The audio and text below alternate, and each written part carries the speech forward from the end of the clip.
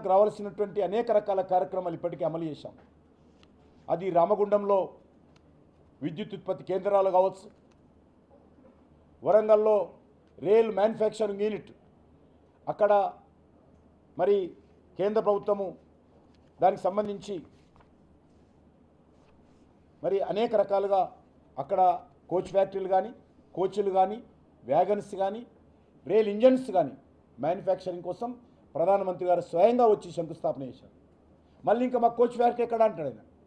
నాకు విచిత్రంగా ఉన్నది. రైల్వే కోచ్ ఫ్యాక్టరీ, రైల్వేలో వ్యాగన్స్ ఫ్యాక్టరీ, రైల్వేకి సంబంధించినటువంటి ఇంజన్స్ ఫ్యాక్టరీ కాజుపేటకు వచ్చి ముఖ్యమంత్రి గారు మన ప్రధానమంత్రి గారు శంకుస్థాపన చేస్తే కనీసం ముఖ్యమంత్రి రాలేదు. ఈరోజు 3000 మందికి ఉద్యోగాలు వస్తాయి. మరి ఇంకా కోచ్ ఫ్యాక్టరీ ఎక్కడంటే ఎవరు చెప్పాలో అర్థం కాదు. ఈరోజు ట్రైబల్ యూనివర్సిటీ గురించి మాట్లాడుతూ ఉన్నారు. ట్రైబల్ యూనివర్సిటీ మంజూరు అయిపోయింది, నిధులు ఇచ్చాము. ఇంకా ట్రైబల్ యూనివర్సిటీకి రావాల్సినటువంటి 150 ఎకరాలు ఆ ప్రభుత్వం ఇవ్వలేదు, ఈ ప్రభుత్వం ఇవ్వలేదు.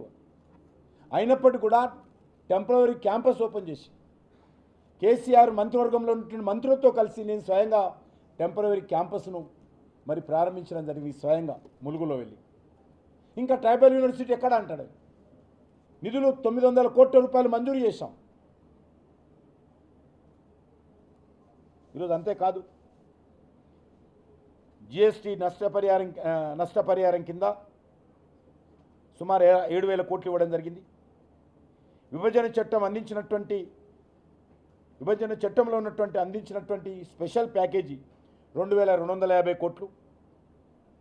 అదేవిధంగా జాతీయ రహదారుల నిర్మాణం కోసం 1,10,000 కోట్లు, 3 కొత్త రైల్వే స్టేషన్లు, 10 రైల్వే డబ్లింగ్ ప్రాజెక్టుల కోసము 31,000 కోట్లు, 40 అమృత రైల్వే స్టేషన్స్ కోసం, సుమారు 400 అండర్ రైల్వే బ్రిడ్జెస్ కోసం కేంద్ర ప్రభుత్వము మరి ఆల్మోస్ట్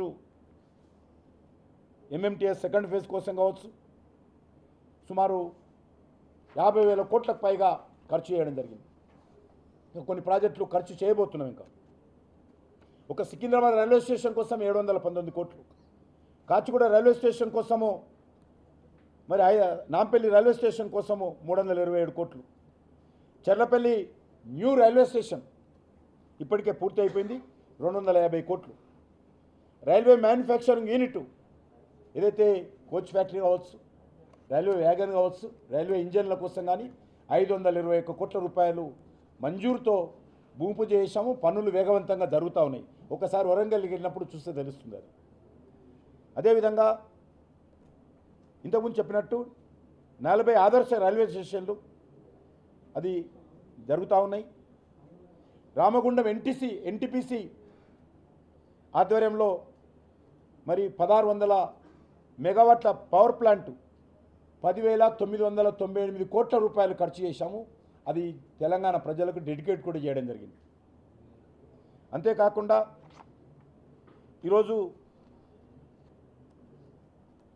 సాగునీటి ప్రాజెక్టులు 11 సాగునీటి ప్రాజెక్టులు ఏవైతే అరొకర నిధులతో ఆగిపోయినాయో వాటిని పూర్తి చేయడం కోసం కేంద్ర ప్రభుత్వము 1,248 కోట్ల రూపాయలు ఇచ్చి ఆ 11 సాగునీటి ప్రాజెక్టులు పూర్తి చేసిన విషయాన్ని మనం చేస్తూ ఉన్నాం. అంతేకాకుండా ఈరోజు ఆయిల్ కంపెనీకి సంబంధించినటువంటి పెట్టుబడులు ఏంటంటే గ్యాస్ సరఫరా కోసం కానీ, తెలంగాణ ప్రజలకు సంబంధించినటువంటి పెట్రోలియం ఉత్పత్తులకు సంబంధించినటువంటి సరఫరాల కోసము సుమారు 4,154 కోట్ల రూపాయలు ఖర్చు చేయడం జరిగింది. ఎన్డీఆర్ఎఫ్ కింద నేషనల్ డిజాస్టర్ రిలీఫ్ ఫండ్ కింద సుమారు 3,258 కోట్ల రూపాయలు గత 10 సంవత్సరాలు ఇవ్వడం జరిగింది. ఇంకా చాలా చిన్న చిన్నవి అవన్నీ చెప్పడం లేదు నేను.